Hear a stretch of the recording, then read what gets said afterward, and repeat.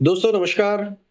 आज हमारे पॉडकास्ट पंचायत में हमारे साथ मौजूद हैं चंदला क्षेत्र के पूर्व विधायक श्री आर डी प्रजापति जी, जो कभी अपने बेबाक अंदाज में अपने ही पार्टी के खिलाफ बोलते हैं तो कभी उनकी नीतियों पर सवाल उठाते हैं। तो आइए स्वागत करते हैं स्टूडियो में हम श्री आर डी प्रजापति जी का। ये बहुत बहुत धन्यवाद। मैं आपके इस चैनल के माध्यम से मैं सभी को बहुत बहुत धन्यवाद देता हूँ और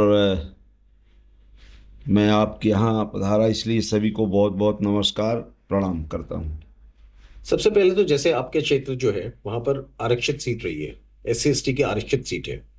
आप वहां से भी विधायक रह चुके हैं, उसके बाद आपके पुत्र श्री राजेश प्रजापति जी भी विधायक रहे हैं। क्या वजह रही कि इस बार पार्टी ने आपको टिकट नहीं दी? अब वो टिकट के लिए भारतीय जनता पार्टी में चाटुकारिता सबसे ज़्यादा है और कुछ लोग जो बाहरी लोग आए हैं वो ये चाहते हैं कि हर आदमी हमको नमन करे।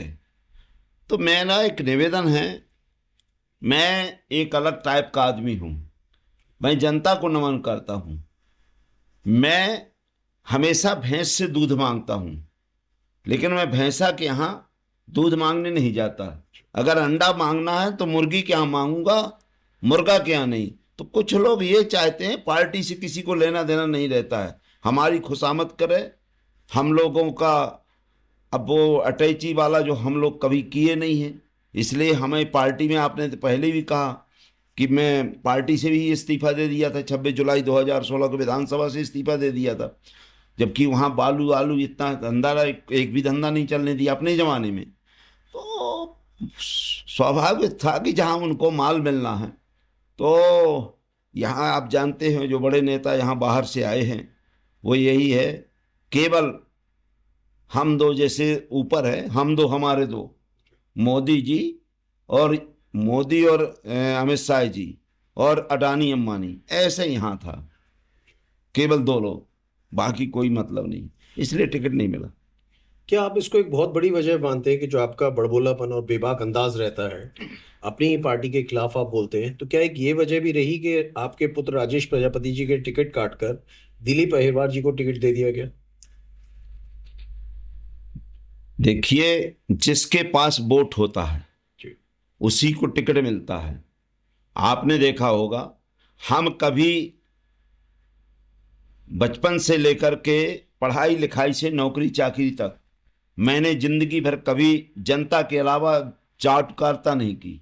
मैं मानवर काशीराम साहब के रहा, मैं DS4 से काम किया और मैं मंडी अध्यक्ष भी रहा हूँ, जिला पंचायत में कृषि समिति का अध्यक्ष भी रहा हूँ, लोकसभा लड़ा, दो विधानसभा लड़ा, और आपके मैं भी जिला विधायक रहा, लड़के को जिला पंचायत अध्यक्ष बनाया, लड़के को विधायक बनाया। तो जिला पंचायत में बीजेपी की जस्ट अपोजिट मैंने बनवाया, जस्ट अपोजिट। और आप ये मानिए, बड़बोले बोल से होता तो कपूर चंद गुहारा को टिकट नहीं मिलता। कपूर चंद गुहारा जी ने, आप ये मानिए, कल टिकट फाइनल होना है, आज उन्होंने अटल जी अडवाणी जी का पुतला बढ़ाकर पूरे बड़ा मलहरा में राख निकाली, कल उनका टिकट फाइनल हुआ। तो जिसका वोट ज़्यादा होता है उससे कुछ नहीं है, केवल जो मेरा टिकट कटा केवल इसलिए कटा कि हम अटैची नहीं दे सकते और ना हम उनकी चाटुकारिता कर सकते।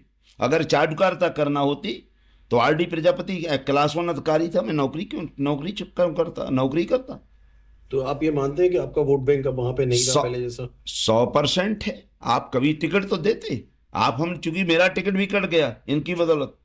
हमने आज तक जितने चुनाव लड़े, मैं एक पहला व्यक्ति हूं जिसने बहुजन समाज से पार्टी से लड़े, सब चुनाव हमने जीते। देखो, मेरा आज भी है, मैं कह रहा हूं कि अगर चुनाव लड़ते जब हारते तब हम बताते। मध्य प्रदेश में मुख्यमंत्री भी कोई नहीं हुआ जो अपने लड़के को जिला पंचायत अध्यक्ष बनाए और विधायक बनाए और सत्तारूढ़ दल के विरोध में जिला पंचायत अध्यक्ष बनाए। ये मैं आपको बता रहा हूं। तो ऐसा नहीं है। आपने क्यों नहीं, जैसे आपको पार्टी ने टिकट नहीं दी थी तो आपने, आपके पुत्र ने, आपने निर्दलीय फिर क्यों नहीं दावेदार? नहीं, निर्दलीय, देखो दल अलग होता है, ये तो गलत कहना। निर्दलीय लायक हम लोगों ने काम नहीं किया था जी। दल में जरूर होना था, लेकिन लास्ट दिन, उस दिन हम निर्दलीय भी नहीं भर सकते थे। मतलब इतनी जल्दी हम निर्दलीय भी नहीं, जैसे आज हमारा कल फाइनल है, आज टिकट कट गया तो निर्दलीय भी नहीं भर सकते थे, लेकिन निर्दलीय भरते नहीं, हमें सब दल देने को तैयार था, लेकिन उन्होंने टिकट उसी समय काटा जिससे फार्म भी ना भर सके। इस वर्तमान विधायक के कामकाज से आप कहाँ तक संतुष्ट हैं? अब वर्तमान में वहां जाता भी नहीं हूँ और ना मैं किसी काम का किसी की समीक्षा करता हूँ। मैं तो अपनी समीक्षा करता हूँ, मैं किसी को नहीं देखता। मैं तो अपनी लकीर पहले आगे खिंचाता हूँ। जब मैं बोलता हूँ तो मैं ये नहीं बोलता, मैं तो ये बोलता हूँ कि मैं कब्रिस्तान में बैठा हूँ, जिंदा मैं भर हूँ। और जो आदमी ने सोचा कि मैं ठीक नहीं हूँ, वो आदमी कभी आगे नहीं बढ़ सकता है। तो हम चापलूसी करते हैं ना, चापलूसी का हमारा जम है, लेकिन यहाँ भारतीय जनता पार्टी में केवल चापलूसी करो, अटैची पहुंचाओ, और जो भी मैं बता रहा हूं अब कहना नहीं चाहिए, जो भी गलत काम है वो कहना नहीं चाहिए, वही वो लोग आगे बढ़ते हैं। बीजेपी में कोई नहीं बढ़ सकता। नहीं तो आपके बताए ना, जयराम चतुर्वेदी पहले नंबर पे। अगर मध्य प्रदेश में कहा जाए, जिले में नहीं, मध्य प्रदेश में जयराम चतुर्वेदी बीजेपी में सबसे ज्यादा काम करने वाला, पंच का टिकट नहीं दिया गया, पार्षद का, इसलिए इनका कहिए मत। तो अब इससे ये माना जाए कि भविष्य में भी आप कभी वहां से चुनाव नहीं लड़ेंगे? नहीं लड़ूंगा, मैं 100% लड़ूंगा। अब तो कोई अब लग नशा नहीं, अब ना नशा है, बताया ना। अब हमको ये मालूम हो गया कि टिकट नहीं मिलना, पहले फार्म भरेंगे, पहले नंबर। लेकिन अब जब आपने जाना ही छोड़ दिया है क्षेत्र में, उसकी चिंता नहीं है। मेरा दिल, मैं दिल वाला नेता हूं, दल वाला नहीं। आज भी भाई सर्वे करवा लो, अगर आरडी प्रजापति फर्स्ट ना आए, वो मंत्री है, मैं कुछ नहीं हूं, मंत्री जी हैं, मैं कुछ नहीं हूं। अगर मैं फर्स्ट ना हूं, मैं राजनीति छोड़ दूंगा, अगर मैं प्रथम ना हूं। अब कुछ लोगों को छोड़ दो, दलालों को, उनकी मैं चिंता नहीं करता। मैंने बताया कि मैं भैंसिया से दूध मांगता हूं, पड़वा से नहीं। आप समझ रहे ना? तो केवल पड़वा नाराज होंगे जो जिनके पास वोट ही नहीं है, और उनकी मुझे चिंता भी नहीं रहती है। आपके क्षेत्र में अवैध उत्खनन एक बहुत बड़ा मुद्दा रहा है और आपने अपने कार्यकाल में काफी इसके खिलाफ कार्रवाई भी करी और काफी हद तक इस पे रोकथाम भी करी। आज वह वापस से फिर से पनप गया है। अब आप क्यों नहीं उसके खिलाफ आवाज उठाते हैं? देखो, मैं करीब जब से मैं विधानसभा छोड़ी, विधायक मतलब वहां से बना, लड़का बना, तब से मैंने वहां छोड़ दिया था। क्या है, मैं आज भी कुछ भी कर सकता हूं, वहां बंद करा सकता हूं सब चीज। मेरा पहला टारगेट है लोगों की ये टारगेट है कि आरडी प्रजापति अगर वहां पहुंचते हैं तो इनको ये लगाओ कि लूट का मामला इनके ऊपर कायम कर दो। और सब लोग चाहेंगे कि इतने करोड़ रुपए हमसे लूट लिया हमारा ये। तो पहली बात तो ये मेन चीज है, मेन उद्देश्य, दूसरा नहीं है। बाकी मेरे जमाने में जब मैं विधायक था, तो आप ये मानिए मैंने 300 ट्रकों को फोड़ा, 300 ट्रक। और गरीब आदमी की जो जमीनें थी, जो गरीब आदमी के बंजर जमीन, मतलब जो पूरी की बालू निकाल रहे थे, उसको मैंने रोका। और वहां तक कि मैंने 26 जुलाई 2016 को विधानसभा से इस्तीफा दिया। इसलिए दिया, वो कह रहे थे नहीं नहीं कुछ नहीं होता है। मैंने कहा मेरी जांच करा लो। ये संतोष सिंह थे, मैंने लाखों बार शिकायत की, लाखों बार। मैं लिए एक दिन में 10, 50, 100 कोई फर्क नहीं पड़ा था। इसलिए 26 जुलाई 2016 को आधा घंटा विधानसभा स्थगित रही। माननीय मुख्यमंत्री जी बताते रहे कि भाई बंद कर, हम आपका काम कर देंगे। मैंने नहीं, पहले उसको सस्पेंड करिए, उस पर FIR दर्ज करिए। तो अब मैं वहां जाता ही नहीं हूं, उससे मुझे कोई मतलब भी नहीं। आपके क्षेत्र में एक बहुत बड़ा मुद्दा रहा है उस मुद्दे को उठाकर हर कोई विधायक बनता है, लेकिन उसका आज तक कोई सॉल्यूशन नहीं हुआ। वह मुद्दा है आवारा पशुओं का और नीलगाय का। इसके बारे में आप क्या कहेंगे? आवारा पशुओं का मध्य प्रदेश में पहला व्यक्ति हूं जितना मैंने उठाया, मध्य प्रदेश का। और नीलगाय दूसरे, पहला नंबर नीलगाय, दूसरा बार आवारा पशु हुआ। तो अब आवारा पशु, पहले जो मेरे यहाँ मध्य प्रदेश में ऐसा कहीं नहीं जो वन गाय थी मेरे यहाँ। ये गाय नहीं, पालतू गाय नहीं, वन गाय थी। और वन गाय में हजारों की संख्या में थी। मैंने वन गायों को पकड़ाया, और ऐसा नहीं बड़े बड़े बाड़ा बनाए के ऊपर से पौधों के ऊपर चढ़ते थे, रस्सी से उनको बांधते थे। और आपके बक्सवाहा मोहरी हमने 10 ट्रक 12 ट्रक से भेजा था, और वही वन गायों को हमने तहसील के अंदर घुसेड़ दिया था। ये दुनिया जानती है। और जहां तक ये नील गाय का बात है, नील गाय का मुद्दा मैंने उतना उठाया है विधानसभा, मैंने प्रतिदिन जितनी बार विधानसभा लगी हर बार विधानसभा में नील गाय का मुद्दा उठाया। और मध्य प्रदेश ने पूरे भारत के वन विभाग के अधिकारी आए और मारने के आदेश हुए, पकड़ने के आदेश हुए, आदेश विधानसभा में पारित हो गए। अब तो यहां वन मंत्री जी हैं, अब वन मंत्री जी एक शब्द नहीं कहते हैं। क्यों नहीं कहते? क्योंकि वो रिमोट से चलते हैं। आरडी प्रजापति रिमोट से नहीं, स्वयं रिमोट था, हम स्वचालित हैं। उनके रिमोट चालक कौन? उनके अब रिमोट तो देखो, मैंने बता रहा हूँ पूरी भारत सरकार ही रिमोट से चलती है। मध्य प्रदेश की सरकार वो क्या नहीं चलेंगी, रिमोट है मनमोहन भागवत जी के उसमें। अभी लग तो भाई हम सोचते थे कि पशु क्या कहते हैं, जो मानव का डॉक्टर होता है, जो आदमियों का डॉक्टर होता है, वो इंजेक्शन लगाता था। लेकिन भारतीय जनता पार्टी में तो पशु वाला डॉक्टर इंजेक्शन लगाता है। मालूम है ना, इतना इंजेक्शन होता है, ये पार से वो पार परदानी दे देती हैं। तो जो मोहन भागवत जी पशुओं के डॉक्टर हैं, तो वो आदमी के इंजेक्शन लगाते हैं। ये पहली मैंने दुर्दशा देखी कि पशु का डॉक्टर आदमियों पर कंट्रोल करे इससे ज्यादा, और पशुओं का वाला डॉक्टर जो पशुओं से नहीं डरता, उसके लिए 150 लोग सुरक्षा में लगे। 150, इससे ज्यादा कोई शर्मनाक बात ही नहीं हो सकती। हर आदमी इंसानों की रक्षा करते हो, पशुओं के। आप ये बताइए, पशु का डॉक्टर आदमी सहन कर लेगा? वो सीधे इतना लिए रहते, एक बार दौड़ ढस दिए तो उस तरह इस पार से उस पार चला जाता है। आदमी की चमड़ी इतनी होती है, पशु को मारा जाता है। तो आजकल ये पशु आदमियों को पशु चला रहे हैं, ये मैं कहना चाहता हूँ। तो ये मान के चले हर बार का चुनावी मुद्दा रहेगा, हल कभी नहीं निकलेगा। अब ये जब तक देखो, जब तक जो सरकार जाके पैर न पटी बिमाई वो का जाने पीर पर आई, ये शासन का काम है। जब मैं विधायक था, हमने अपने पैसे से, आप कहीं भी सर्वे करा लो, हमने पूरी गाय को अपने पैसे से आपके मंडी चंदला में रखा था। पूरा खाना पीना हम देते थे, एक भी गाय इधर उधर नहीं रहती थी। आरडी प्रजापति था, क्योंकि हम स्वचालित थे। हम चंद्रमा को प्रणाम करते हैं, हम सूरज को प्रणाम करते हैं, हम ये लाइट को प्रणाम नहीं करते हैं, क्योंकि लाइट में बिल लगता है।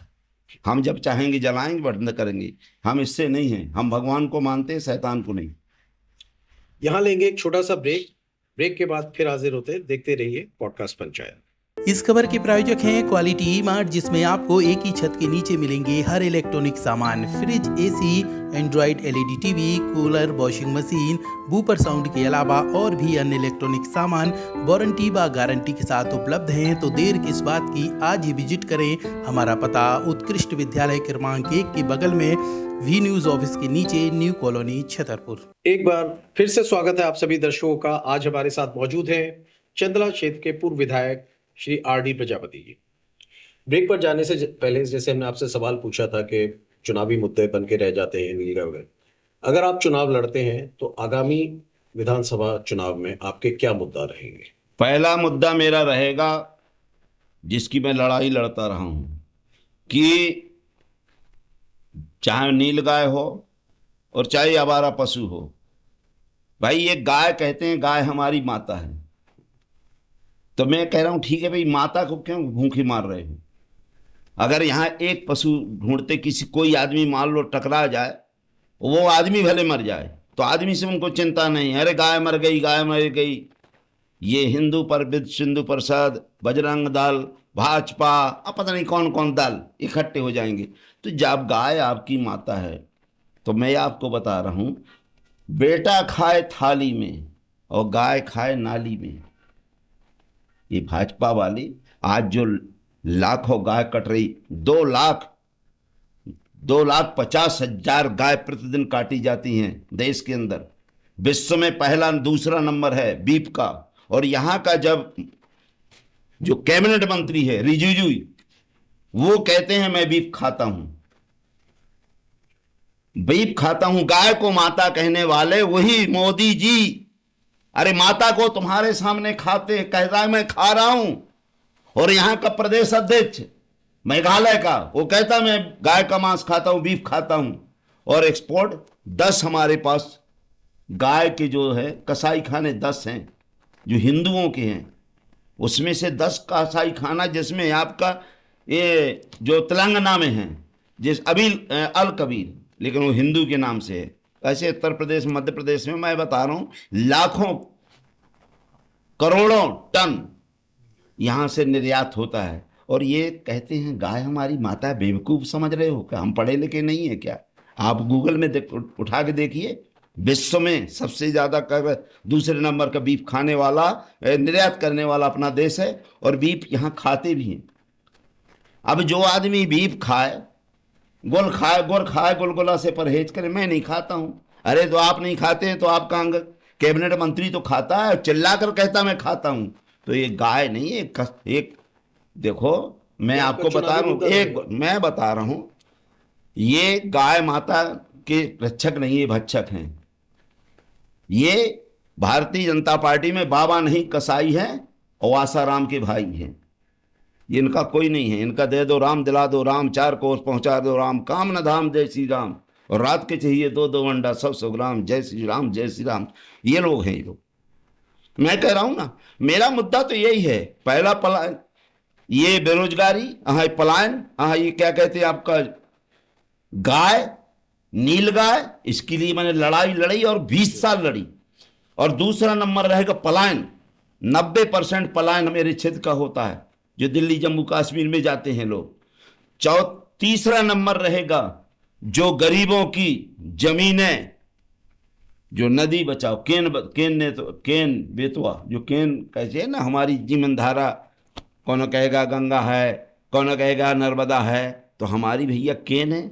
ये भी तो हमारी जीवन दायनी है, लेकिन हमारी जीवन दायनी नहीं, उनकी जीवन दायनी है, हमारी जीवन दायनी नहीं है। तो हमारे यहाँ बेरोजगारी, पलायन और जितना अन्याय होता है, हम नहीं कह रहे बालू का काम करिए, लेकिन बालू को वहीं के लोगों को ठेका दीजिए। आज अगर वहाँ बालू हमारे लोग ही, वहाँ गवर्नमेंट उनसे दुगना पैसा ले, चौगुना पैसा लो, लेकिन वहाँ का आदमी, एक आदमी 10-10 लाख आदमी लाखापति बन जाता, करोड़पति बन जाता, और एक भी पलायन नहीं होता, और 10-4 गुना ज़्यादा गवर्नमेंट को रेवेन्यू मिलता। लेकिन चूंकि अब वो यहाँ के लोग हैं जो नेता हैं, बाहरी नेता आते हैं, तो सरकार बाहर से लोग कर आती है, बदले दे राम दिला रो अम्बाला है। इसलिए मैं बता रहा हूँ मेरा पलायन रोकने का मेन काम है। और ये भ्रष्टाचार चरम सीमा पर है, भ्रष्टाचार चरम सीमा में। कोई भी थाने में जाओ, कोई भी तहसील में जाओ, बगैर पैसे का एक भी काम नहीं होता, एक भी। और मेरे जमाने में मैंने कह दिया था कि छतरपुर जब जाना, मेरे रहते हुए तभी जाना। पहले जैसे आपने एक वोट मुझे दिया, मेरे मुंह पे जूता मार के जाना, मैं आपका काम कराऊंगा। मेरे यहाँ कोई आदमी इधर नहीं आता था छतर, जो आज छतरपुर भग रहे हैं, दुनिया भगते हैं। हम घेराव कर देते थे, आंदोलन कर देते थे, प्रदर्शन कर देते थे, पार्टी में रहते हुए, क्योंकि हमारा वोटर वो है। पहला हमारा भगवान वोटर, और किसी भी समाज का, चाहे ब्राह्मण हो। आप ये ना मानिए, SC सीट थी, एक भी SC ST एक्ट नहीं मैंने लगवाया। सम्मान बनाते थे, लेकिन करनी और कथनी में यहाँ अंतर है। यहाँ तो बस वही है, गांजा भी चल रहा है, अफीम भी चल रहा है, चर्च भी चल रहा है, जुआ भी चल रहा है, सट्टा भी चल रहा है, बालू भी चल रही, दारू भी, सब चीज़ चल रहा है। अब हम क्या करें? वो कहते हैं जितना हमने दिया उससे लेंगे। अब जो आदमी 10-10 करोड़ खर्च करेगा तो वो लेगा। मैं पहला व्यक्ति हूँ पूरी जिंदगी में, मध्य प्रदेश का नहीं, मुझे लगता है देश का पहला व्यक्ति हूँ जिसने एक पाव दारू नहीं पिलाई होगी। इतने चुनाव लड़े, एक पाव दारू नहीं, एक गुटखा नहीं, एक बीड़ी नहीं, ये पहला व्यक्ति हूं। और नहीं तो मैं कहना नहीं चाहिए, अच्छे से अच्छे शंकराचार्य जी को लड़ा दो, आज बगैर दारू के चुनाव जीत जा, मेरे जूता मारना। अब एक अहम मुद्दा है, जैसा कि अपने पास में ही, छतरपुर जिले के पास में ही बाबा बागेश्वर धाम प्रसिद्ध है। वहाँ के जो पीठाधीश है श्री धीरेन्द्र शास्त्री जी, उनके खिलाफ आप काफी टिप्पणी करते हैं, जबकि लोग उन्हें समर्थक मानते हैं कि वह एक सनातन के मुद्दे को आगे बढ़ा रहे हैं, सब सनातनियों को इकट्ठा कर रहे हैं। तो आप उनके खिलाफ क्यों टिप्पणी करते हैं? धीरेन्द्र शास्त्री जी के मैं ना खिलाफ था और ना हूं, लेकिन पाखंडवाद के खिलाफ था और पाखंडवाद के खिलाफ हूं और पाखंडवाद के खिलाफ रहूंगा। आप सुनिए। हेलो माय डियर रावण, बात हो सकती है क्या? बात हो सकती है क्या? अगर हो सकती है तो बताइए। मैं जिंदगी भर उनकी गुलामी करूंगा, जिंदगी भर उनके तलवे चाटूंगा। ये पाखंडवाद हो गया। तीसरा, हमारी मां बहनें,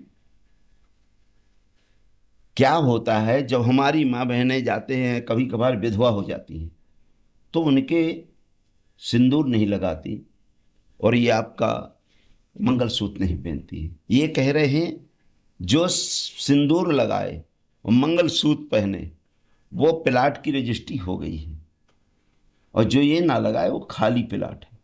रजिस्ट्री होती है जमीन की। आप ये बताइए, बहन बेटियां कोई जमीन है क्या? लेकिन इस टिप्पणी के लिए उन्होंने बाद में खेद व्यक्त किया था। अब मैं बता रहा हूं, मैं एक 20 जूता मार दूं, कहते खेद व्यक्त कर दो यार, ये कोई तुक नहीं होती है। आप व्यास गद्दी से इसी बात करेंगे? व्यास गद्दी से आप ये बात करेंगे? आपको पूरा विश्व देख रहा, देश देख रहा, आप बाल बोलिए। तो जब अब हमारी जो साध्वी हैं वो भी कभी नहीं सिंदूर लगाती हैं, तो प्लाट है, खाली प्लाट। दूसरा ये कहें, मैं आपके जानता हूं कितने लोगों से संबंध है, औरत को भरी सभा में अगर उनकी बात नहीं मानी, मैं जानता हूं तेरे कितने संबंध, कितने लोगों से संबंध, अवैध संबंध है। और भूत नचाना, और रावण से, देखिए हनुमान जी से बात करना, हेलो हनुमान जी जय हो, आपकी कृपा बनी रहे, ये लड़की पढ़ गई है, अब ये नौकरी चाहती है। क्या मतलब है? ये बकवास है। आज तक किसी को भगवान ने देखा? तो आप ये मानिए, ये जितना पाखंडवादी फैलाते हैं धीरेन्द्र शास्त्री, वो भारत में नंबर 1 है पाखंड फैलाने में, भारत में। और कोई इनको विश्व की उपाधि भी दी जाए।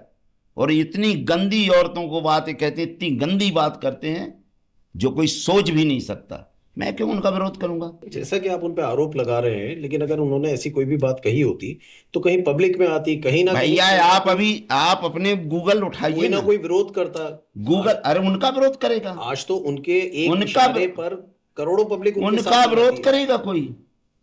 जिसका राष्ट्रपति वहां आता हो, राष्ट्रपति जी आते हों, प्रधानमंत्री जी आते हों, मुख्यमंत्री आते हों, न्यायाधीश आते हों, उनका कौन विरोध करेगा? अब हमारा तो ये है कि हम लोग कुछ नहीं, हमारा तो हम अकेले बचे हुए हैं। हम अपनी यहाँ जो सही को, भगवान को मानने वाले सही हम हैं, ईश्वर को हम मानते हैं, हम भगवान को मानते, शैतान को नहीं। इसलिए अगर ये बात सही ना हो तो मेरे ऊपर अभी FIR दर्ज हो जाती, मेरे ऊपर मैं जेल के अंदर होता। मैं हमेशा जाऊँ, मैं जेल भी जाना चाहता हूँ, अगर ये गलत है तो मैं जेल जाना चाहता हूँ। क्यों नहीं मुझे थानेदार बंद करता है? क्यों नहीं मुझे मुख्यमंत्री बंद कराता? क्यों नहीं DGP बंद कराता है? बंद कराओ ना यार। अगर गंदी बात करता हूं, मेरे ऊपर देशद्रोह का मुकदमा रखाओ, धार्मिक द्रोह का मुकदमा लगाओ, लेकिन है नहीं है।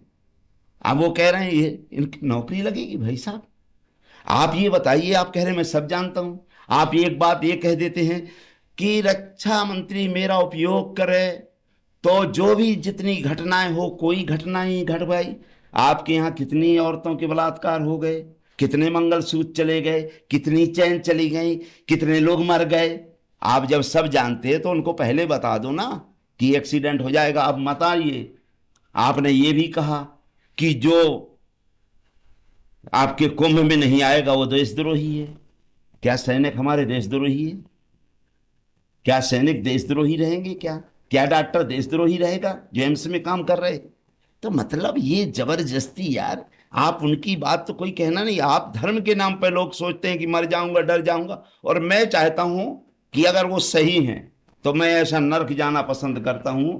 मैं ऐसे लोगों के साथ स्वर्ग में भी नहीं रहना चाहता। पाखंडियों के साथ मुझे स्वर्ग भी भेजा जाए तो मैं स्वर्ग नहीं जाना चाहता। उनका भद्राबाज, उनके गुरु को देखो कितनी घटिया, कितनी नीच प्रकृति की बात करते हैं। पहले तो वो कहते हैं हिंदू राष्ट्र बनाना है और ब्राह्मणों में ही नीच बताते हैं, अधम नीच, चौबे, त्रिगुणायत। मतलब आपको बता रहा हूं, ये उपाध्याय, दीक्षित, और उपाध्याय जी से, पंडित दीनदयाल उपाध्याय से पूरी भारतीय जनता पार्टी चलती है और भारतीय जनता पार्टी के एजेंट है। ये कहते हैं ये ब्राह्मणों में सबसे अधम नीच है। आप हिंदू राष्ट्र क्या बनाओगे? आप कहते हो कि जो औरत है, हमारे यहाँ महिलाओं को देवी मानते हैं, लक्ष्मी मानते हैं, पूजा करते हैं, लेकिन ये कहते हैं wife, wonderful instrument for enjoy. औरत एंजॉय का साधन है। अब आप ये बताइए, ये वक्तव्य उन्होंने पब्लिकली कब दिए हैं, कैसे, मतलब इस बात की आप पुष्टि कैसे करते हैं? मैं आपको बता रहा हूं, आप गूगल बाबा हैं, कहो तो मैं अभी बता दूं। आप अभी थोड़ा डिस्टर्ब हो जाएगा। मैं तो कह रहा हूं ना, अगर मैं गलत कह रहा हूं तो मुझे फांसी क्यों नहीं देते? या तो वो गलत है या मैं गलत हूं। तो ये वो देखो, जो आदमी कमजोर रहता वो कभी नहीं बोलता, चोर हमेशा कभी सामने नहीं आ सकता। ये बात कही गई है और रामभद्राचार्य जी ने कही है, और हम ये कह रहे हैं ये जगत गुरु है, ये जगत के गुरु कहलाएंगे इनको। जो बहन बेटियों को, जो हमारी बहन बेटियों को कहेंगे ये खिलौना है, एंजॉय की चीज है, हमारी बहन बेटियां ये अंधरा की एंजॉय की चीज है। अरे अंधे, तुमको जिंदगी भर तुम कभी नहीं, तुम्हारी आंख होती तो एक भी बहन बेटियां नहीं इससे बचती। ऐसे नरकी हैं जो जगत के गुरु हो। बाबा कहे तो देखो, आम आदमी कहे तो उसको फांसी दी जाए, कुछ नहीं है। लेकिन जगत का गुरु जो कह रहे मेरे पास सब ज्ञान है, इतनी मैं भाषाएं जानता हूं, ये कुछ नहीं जानता है, ये बकवास है और ये फालतू की बात है। जगत गुरु नहीं, ये वहां के गुरु नहीं है, ये किसी भी व्यक्ति के गुरु नहीं है। इसलिए इन्होंने जो जिसका जैसा गुरु वैसा चेला। अगर आप ये अच्छे होते तो भगवान के पूजा करते हैं कि अंधन को आंख दे, कोढ़न को काया, तो इनकी आंख तो पहले दे दी होती भगवान ने। लेकिन ये इतने कुकर्मी हैं, ये इतना कुकर्मी है ये आदमी कि ये पशु से बेकार है। पशु बहुत अच्छा है, ये पशु से बेकार। हाल ही में भी संतोष वर्मा द्वारा दिए गए बयान को आप किस रूप में देखते हैं? क्या वह कहना उनका उचित था? अगर नहीं तो क्यों? देखिए, मैं उनकी दो बात से सहमत नहीं हूं कि मेरे लड़कों को ही ब्राह्मण की लड़की दी जाए, पहली बात। और दान की जाए। दान कोई चीज नहीं होती है, महिलाएं दान नहीं हो सकती हैं, हमारी बहन बेटियां दान नहीं है। वो मूर्ख हैं जो दान कहते हैं, कोई वस्तु नहीं है। हम अपनी बेटी है, अपना दिल है, हृदय है, हम अपनी आत्मा दे रहे हैं, दान नहीं।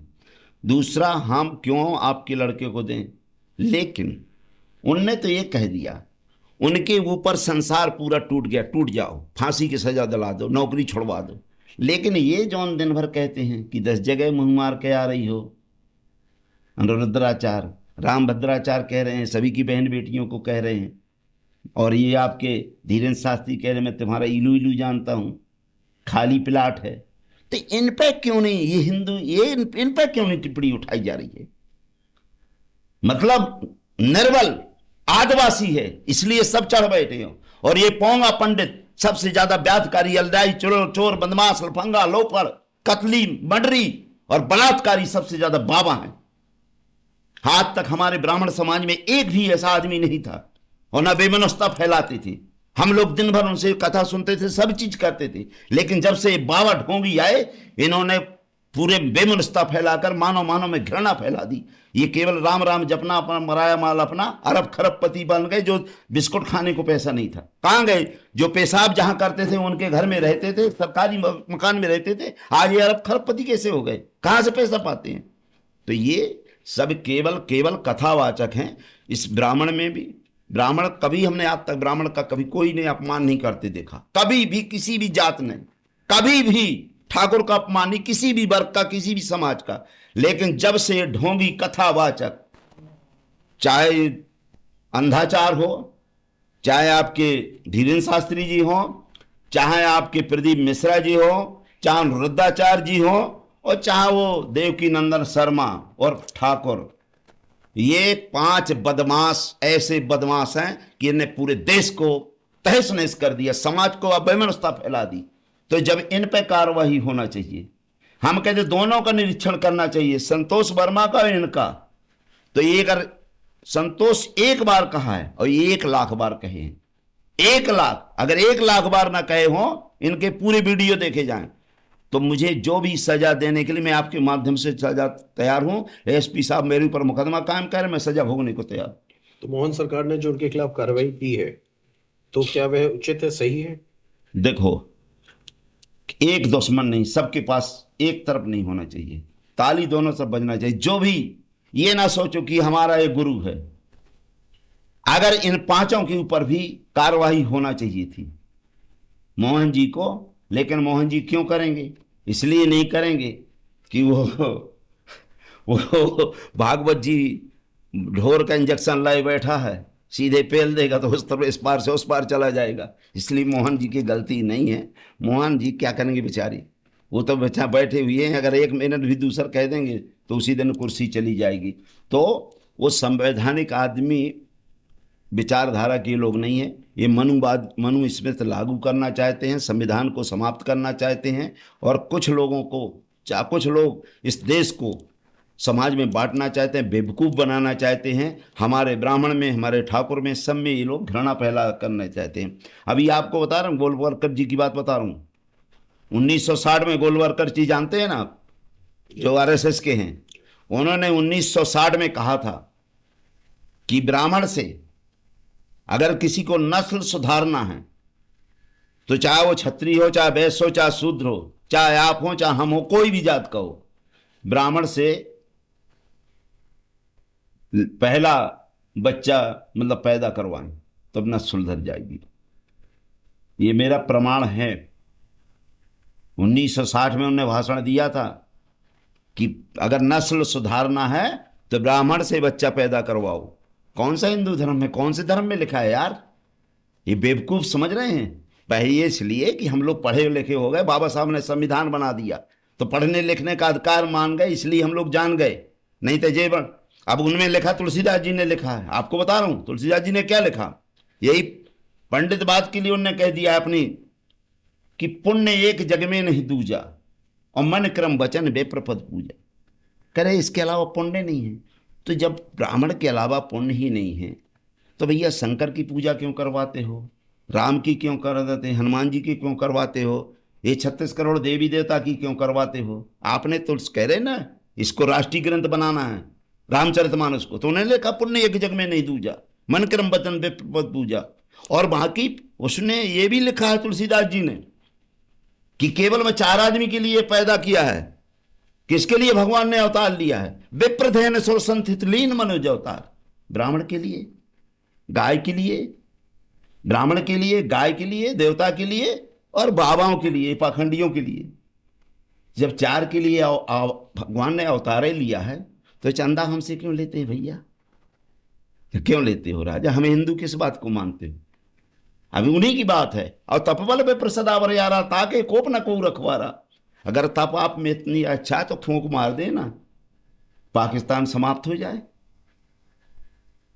पूजा वे प्रशील गुणहीना शुद्ध न गुण ज्ञान प्रवीण सापत ताड़त पुरुष कांता वे प्रपूजस गावे संता ढोल गमार सूद पसनारी सकल ताड़ना के अधिकारी। तो ये दोबारा जो मनुस्मृति लागू कराना चाहते हैं, पहले हमारी बहन बेटियों को आपके जिस दिन मंडप गढ़ता था उस दिन ले जाते थे, 3 दिन उसका अपने घर में रखता था ब्राह्मण, शुद्धिकरण करते थे, और जब शादी का टाइम आता तो उसको ले जाते थे। ये दोबारा हमारी बहन बेटियों को शुद्धिकरण करवाना चाहते हैं। महिलाओं की कितनी गाली दे रहे हो, कितनी गंदी घटिया गाली दे रहे हो। तुम्हारे कितने आदमी हैं, कितने पति हैं, ये क्या है? मतलब आपके डॉक्टर IMP उसने IAS वर्मा ने एक चीज कह दी तो फांसी की सजा, और ये दिन भर चेहरे उगल रहे हैं क्योंकि ये ब्राह्मण हैं, कथावाचक हैं, इनके गुरु हैं, इसलिए इनको सजा नहीं, सजा सबको होना चाहिए। अगर हिंदू हैं, हम लोग हिंदू धर्म है, तो जो गंदी बात महिलाओं के लिए करे, भगवान के लिए करे, उसको फांसी की सजा दी जाए।